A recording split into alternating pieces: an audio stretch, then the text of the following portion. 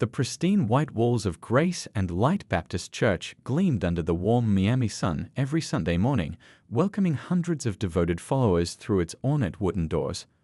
Among them stood their cherished preacher, a man who had spent 15 years building not just a congregation, but a community that trusted him with their deepest confessions and heaviest burdens.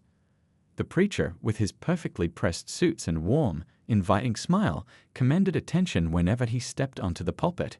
His sermons weren't just religious teachings, they were heartfelt conversations that touched souls and changed lives. "Your family is your foundation," he would often say, his voice carrying to the very last pew, and with faith, that foundation becomes unbreakable. Oh, the irony of those words would later haunt every corner of this sacred space. His wife served as the church's choir director, her gentle presence and musical talent bringing harmony to both the chapel and their home. Together, they painted a picture of the perfect religious family: 3 beautiful children, a spacious house in a good neighborhood, and a reputation that made them the standard against which other families measured themselves. Their twins, now 13, had inherited their mother's musical gifts. On any given Sunday, you could hear their voices soaring above the congregation during hymns. Their 10-year-old youngest had her father's charisma, greeting churchgoers with a natural charm that made even the most hardened hearts melt.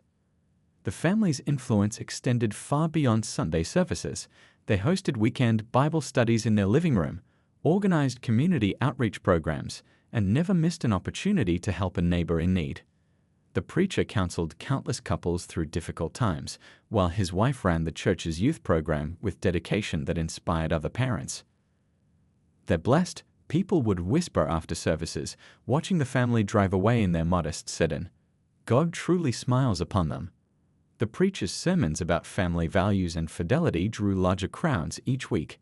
Young couples sought his marriage advice, parents asked for guidance with their teenagers, and elderly members of the congregation found comfort in his hospital visits. His phone would ring at all hours with calls from those in crisis, and he never turned anyone away. Their home life seemed equally perfect. The children excelled in school, participated in various church activities, and were known for their impeccable manners. Family dinners were a daily ritual where they would join hands in prayer before sharing stories about their day. The preacher's wife would often cook elaborate Sunday lunches for visiting church members, her kitchen filling with the aroma of traditional family recipes passed down through generations. However, beneath this carefully crafted facade of religious devotion and family values, a storm was brewing. Like the calm before a hurricane that Miami residents knew all too well, these peaceful days were numbered. The perfect family portrait would soon be shattered by a truth so devastating it would shake the foundation of not just their family, but the entire community. Nobody could have guessed that the preacher's warm smile masked a growing unease, or that his wife's gentle hymns carried notes of secret guilt. Their children's innocent laughter echoed through halls that would soon witness unspeakable tragedy. The church's pristine walls held no warning of the dark revelations that would soon stain its reputation forever. The preacher continued to stand at his pulpit each Sunday, delivering messages of hope and redemption, unaware that his own life was about to become a cautionary tale. His passionate speeches about honesty and family values drew tears from his congregation, while a simple medical test was about to reveal a truth that would turn his sermons into bitter ironies. As Miami's unforgiving sun continued to shine upon the church's white walls, time ticked steadily toward the moment when this carefully constructed world would begin to crumble. The preacher's story was about to become more than just another scandal. It would become a tragic reminder that sometimes the darkest secrets hide behind the brightest smiles. It began with a simple cough. The preacher's youngest child had been feeling under the weather for several days, nothing that seemed too concerning at first. Like any caring parents, they assumed it was just another childhood cold making its rounds through the school. But when the cough persisted and their usually energetic child became increasingly tired, maternal instinct kicked in, and the preacher's wife insisted on a doctor's visit. The pediatrician's office was bright and cheerful, walls decorated with colorful animal drawings that normally would have delighted their child. That morning, however, something felt different. The routine checkup took an unexpected turn when the doctor noticed unusual bruising on the child's arms and legs. Concerned but maintaining a calm demeanor, she recommended blood work. Just to be safe, she assured the worried parents. "It's probably nothing serious," the doctor said with a practiced smile, "but it's better to rule things out." Those words would mark the beginning of their family's unraveling. The blood test results revealed abnormalities that prompted further investigation. The doctor explained they needed to test both parents and all 3 children to understand the full picture. A rare genetic condition was mentioned, something about blood markers and inherited traits. The preacher nodded along, his hand gripping his wife's shoulder supportively, neither of them comprehending how these routine medical tests would expose their family's darkest secret. The testing process itself was simple enough, just a few vials of blood from each family member. The nurse chatted pleasantly as she worked, commenting on how well-behaved the children were, how they clearly took after their parents.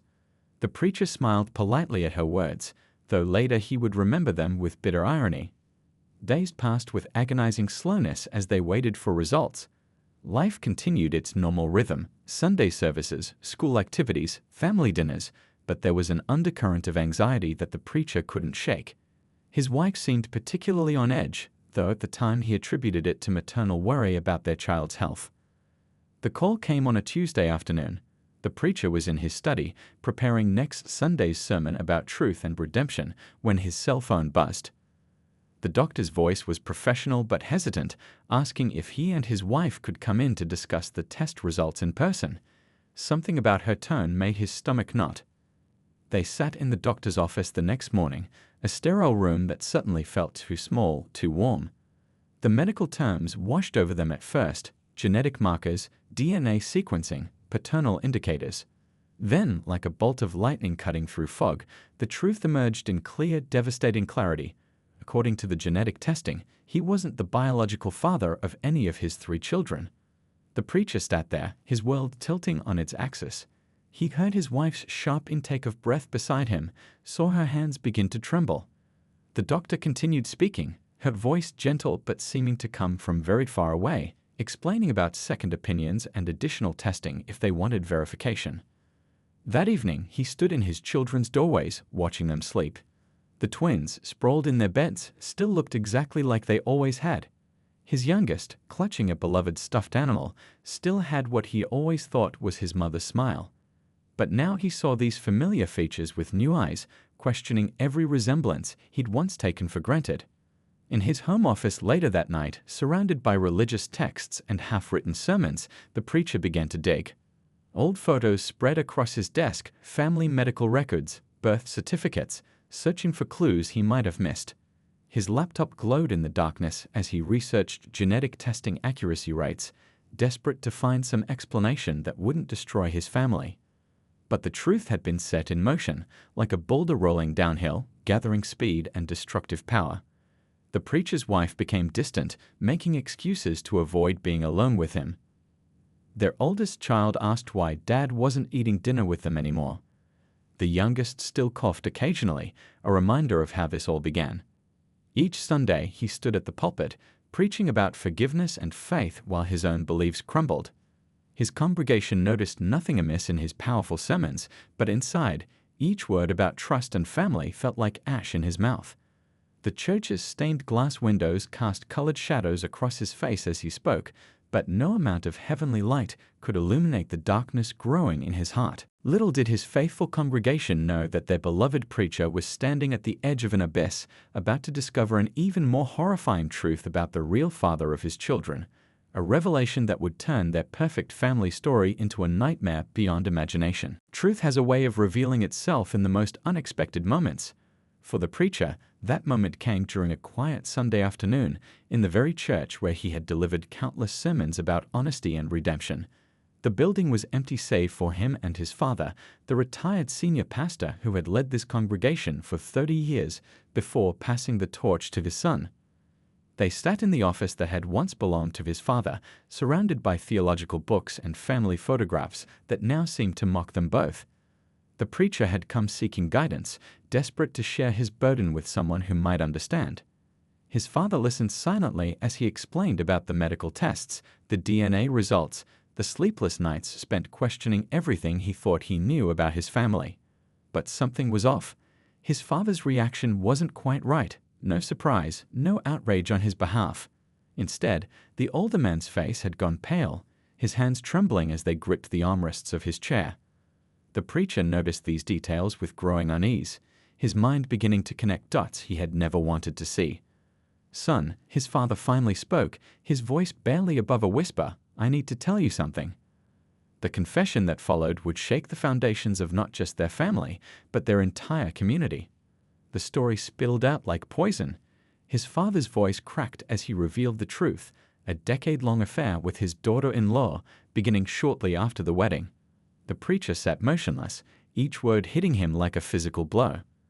The twins' conception, the youngest child's birth, none of them had been accidents or blessings, but carefully planned deceptions. The office suddenly felt airless. Family photos on the wall seemed to stare down at them.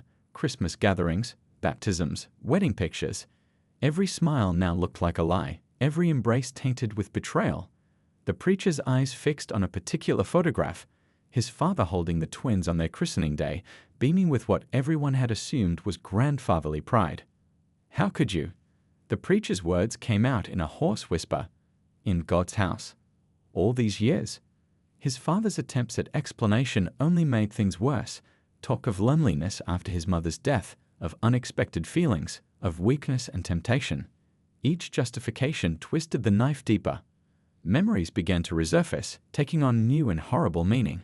Sunday dinners where his wife and father had sat too close. Church events where they disappeared at the same time. Family vacations where his father had tagged along, claiming he wanted to spend time with his grandchildren. The children, his children, but not his children, who had their grandfather's eyes, his smile, his musical talent. The betrayal went beyond the personal. Every sermon he preached about family values, every piece of marriage counseling he'd given his congregation, every prayer he'd led, all of it felt hollow now. His entire life's work had been built on a foundation of lies. Outside the office window, Miami's afternoon sun continued to shine, oblivious to the darkness unfolding within the church walls. A group of children played basketball in the church parking lot, their laughter floating up to mock the heavy silence in the room. The preacher watched them, remembering how his own children used to play in that same spot while he and his wife cleaned up after Sunday service. His father was still talking, words of regret and pleas for forgiveness mixing with attempts to explain the unexplainable. But the preacher had stopped listening. In his mind, he was seeing every family moment through new eyes, every birthday, every holiday, every ordinary day that had been extraordinary only in its deception. The weight of this knowledge pressed down on him like a physical force. His father's voice faded to a distant hum as the preacher's thoughts turned to his wife. Had she been about to confess when the DNA results came back? Had she ever planned to tell him the truth? Or would this lie have continued indefinitely, a cancer growing at the heart of their family? As evening approached, the church's shadow stretched across the parking lot like a dark finger pointing toward judgment. The preacher stood, his movements mechanical, and walked to the window. Below, the basketball court was empty now, the children gone home to their families, their real, honest families. His father had fallen silent, perhaps realizing that no words could bridge the chasm that had opened between them. The preacher's hand rested on the one Bible on his desk, the same Bible he used to preach about truth, justice, and divine punishment. In that moment, something inside him shifted, like a gear clicking into place. The man who walked out of that office would never be the same as the one who had walked in. The change in the preacher didn't happen all at once. Like water slowly freezing, it was a gradual process that hardened him from the inside out. His congregation noticed small differences first. Sermons that once spoke of mercy now dwelled on divine punishment. His warm smile became fixed, never quite reaching his eyes. But they dismissed these changes as stress, perhaps from his youngest child's recent health scare. At home, the transformation was more pronounced. Family dinners became silent affairs, broken only by the clinking of silverware and awkward attempts at conversation from the children. His wife would try to catch his eye across the table, but he kept his gaze firmly fixed on his plate, as if his mashed potatoes held the answers to all his questions. "Are you feeling okay?" Church members would ask after services, noting the dark circles under his eyes. He'd respond with practiced reassurance, saying he was just working on an important new sermon series. In reality, he spent his nights pacing the house like a ghost, reviewing old family videos, studying his children's faces frame by frame, torturing himself with every detail he should have noticed years ago. His office at church became a fortress of solitude. He'd sit there for hours, surrounded by theology books and family photographs he couldn't bring himself to take down. The Bible on his desk lay unopened. How could he preach about forgiveness when his own heart felt like a stone? The family photos seemed to mock him now, every smile hiding a lie, every embrace masking betrayal. During counseling sessions with congregants, he found himself struggling to offer comfort. A young couple came to him worried about trust issues in their marriage, and he had to excuse himself, the irony too bitter to swallow. His hands would shake as he drove home each evening, gripping the steering wheel so tight his knuckles turned white. His wife noticed the change in him, of course. She started sleeping in the guest room, claiming his late-night pacing kept her awake. But he knew she was afraid, not of him, perhaps, but of the truth that hung between them like a sword. She began making phone calls in whispered tones, quickly hanging up when he entered the room. He found bank statements showing she opened a separate account, brochures for apartments in another city. The children, innocent to the undercurrents of adult deception, tried their best to bridge the growing silence. The twins would perform songs they'd learned in choir, their voices harmonizing just like they'd been taught by their mother and grandfather. The youngest would bring home artwork from school, proud drawings of their happy family that made his heart twist in his chest. At church events, he watched his father interact with his children with new eyes. The way they had his smile, his musical talent, even his way of tilting their head when confused. How had he been so blind? The retired pastor still commanded respect from the congregation, who had no idea of the sins hidden behind his grandfatherly demeanor. Sleep became a distant memory. The preacher would stand in his home office at 3 a.m, surrounded by old photographs spread across his desk like evidence at a crime scene. One particular photo caught his attention again and again, his wedding day with his father standing proudly beside the beaming couple. Had it already started then? Had they been laughing at him even as they posed for the camera? His sermons became shorter, darker. Instead of his usual parables about love and redemption, he found himself drawn to Old Testament stories of vengeance and divine justice.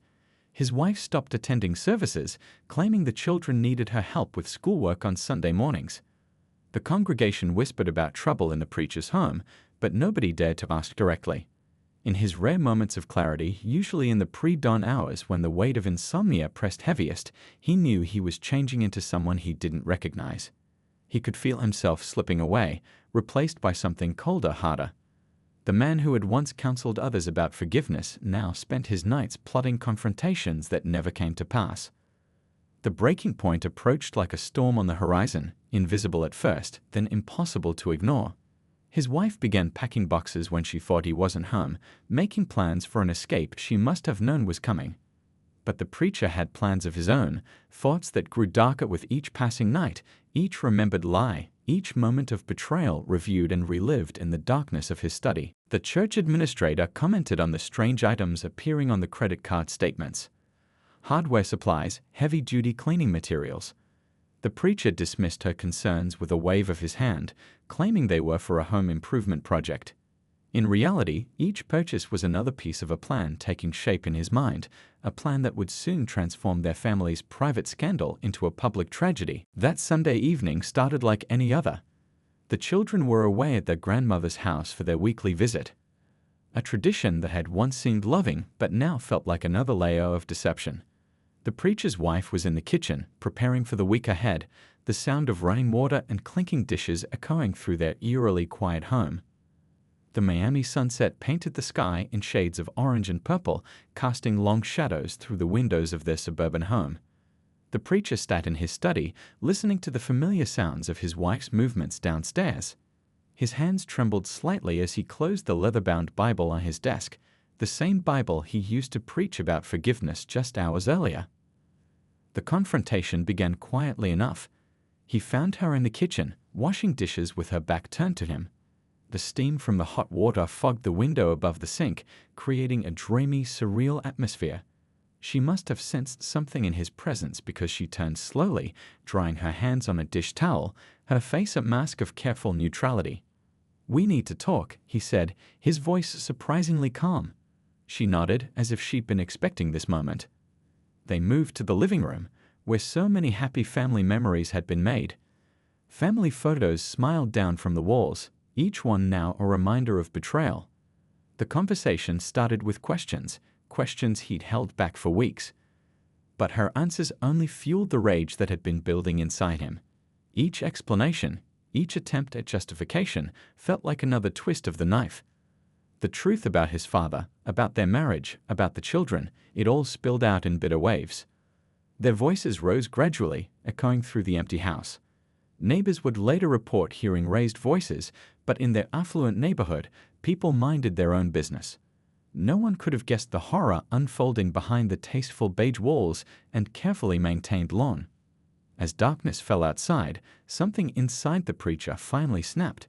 Years of deception, months of suspicion, and weeks of certainty culminated in a moment of blind fury. What happened next would be pieced together later by forensics experts and police reports, but the details are too grim to recount. The house, once filled with the sounds of family life, fell silent except for the steady hum of the air conditioning. The preacher stood in his bathroom, staring at his reflection in the mirror, barely recognizing the man who stared back. His hands were steady now as he methodically cleaned every surface, his seminary training in attention to detail serving a dark purpose. Hours passed like minutes as he worked through the night. The donation bags from the church's recent clothing drive proved useful in ways their generous donors never could have imagined. He moved with a terrible efficiency, as if watching himself from outside his body. The security cameras he'd installed to protect his family now worked in his favor. He knew every blind spot, every gap in coverage. The moon tracked across the sky, casting different shadows through the windows as the night wore on. The preacher continued his gruesome task, his mind strangely clear. He thought about his Sunday sermon, about divine judgment and the wages of sin. Had some part of him known even then what was coming? In the pre-dawn hours, he made the first of several trips to his car, each time checking carefully for any early morning joggers or dog walkers. The streets of Miami were quiet at this hour, but he took no chances. Each location had been carefully chosen in advance, scattered across the city like a twisted treasure hunt. As the sun began to rise, he returned home for the final time. The house had been cleaned thoroughly, every surface wiped down, every trace removed. He took a shower, dressed in fresh clothes, and sat down at his desk to begin writing his wife's missing person report. The words came easily, too easily perhaps. Years of crafting sermons had made him skilled at narrative. The preacher looked out his window at the pink-tinged morning sky. In a few hours, he would need to call his children at their grandmother's house to tell them their mother hadn't come home. He would need to sound worried, concerned, confused. He would need to play the part of the distraught husband, the concerned father, the pillar of the community seeking answers. The first rays of sunlight crept across his desk, illuminating the family photo he still couldn't bring himself to remove. His wife's smile seemed different now, knowing, almost accusatory. He turned the frame face down and began rehearsing the story he would tell the police. But even as he practiced his lines, he knew that some sins couldn't stay buried forever, no matter how carefully they were hidden. Miami's morning traffic hummed in the distance as the preacher began his carefully orchestrated performance.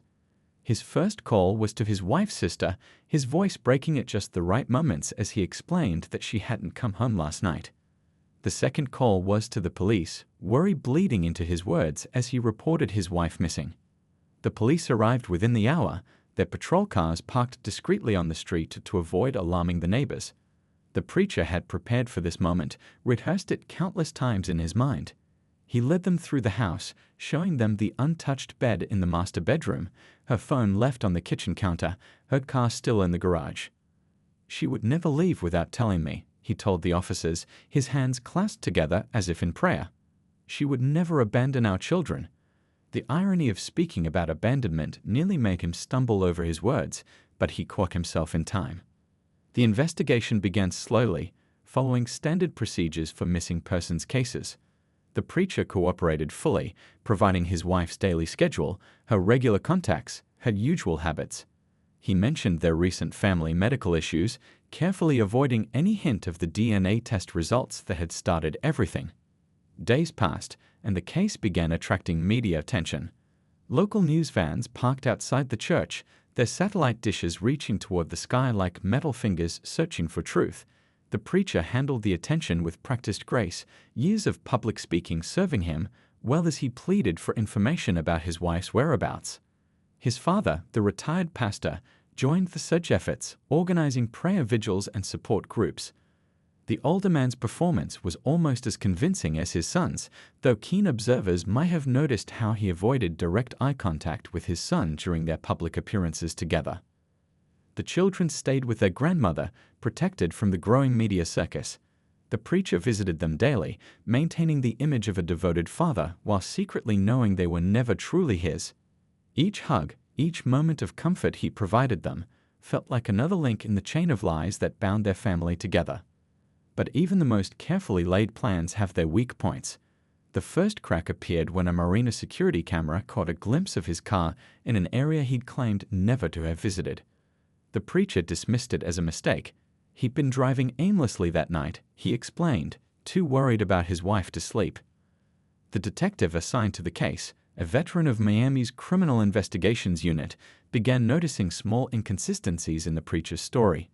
The timeline didn't quite add up. Phone records showed patterns that raised questions. The preacher's credit card had been used to purchase items that seemed odd for a man of God: industrial cleaning supplies, heavy-duty garbage bags, items that didn't fit his usual shopping habits. Local divers began searching various waterways around Miami, following tips and hunches. The preacher watched news coverage of their efforts from his home office, his expression unreadable as they combed through the dark waters. Each day brought them closer to discovering his terrible secret. Pressure began mounting from unexpected directions. Church board members started asking uncomfortable questions about financial records. The preacher's recent purchases had raised red flags in their monthly audit. His explanations about home renovations began to sound hollow when no visible work could be seen at his house. The community's support began showing subtle signs of strain. Attendance at prayer vigils gradually decreased. Whispered conversations would stop when he entered a room. His Sunday sermons, once packed to standing room only, now faced rows of empty seats. People still claimed to believe in his innocence, but their eyes told a different story. Then came the discovery that would break the case wide open.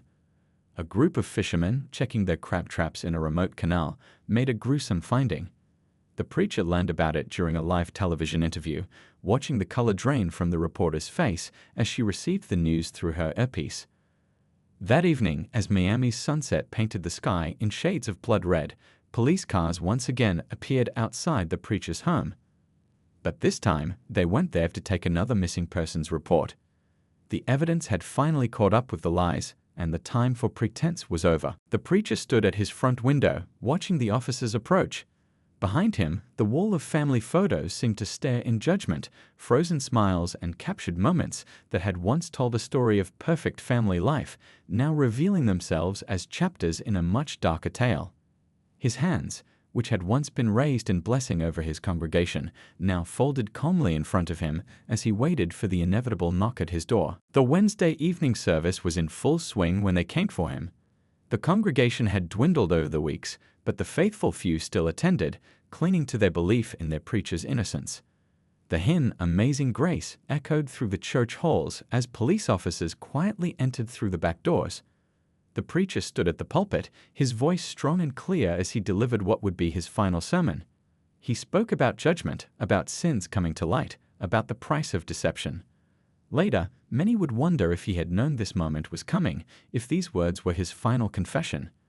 The detective waited until the last notes of the hymn faded before walking down the center aisle. The sound of her footsteps on the wooden floor seemed to echo in the sudden silence. The preacher's hands gripped the pulpit, his knuckles white, but his face remained calm as she approached. "It's time," she said simply, her voice carrying in the hushed sanctuary. The preacher nodded once, then turned to face his congregation one last time. The church members sat frozen in their pews, witnesses to the moment their world turned upside down. His father, the retired pastor, sat in the front row.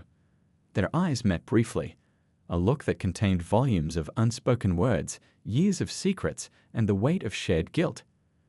The older man's shoulders slumped as his son was led away, the burden of his own involvement finally becoming too heavy to bear. Outside, news cameras had already gathered, their lights turning the evening into artificial day.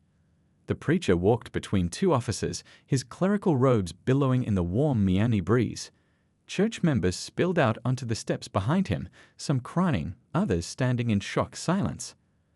The investigation that followed uncovered layers of deception that shocked even veteran detectives. The preacher's father, consumed by guilt and facing his own mortality, finally broke down and confessed everything. His statement revealed not just the affair and the children's parentage, but also his knowledge of what had happened that Sunday night.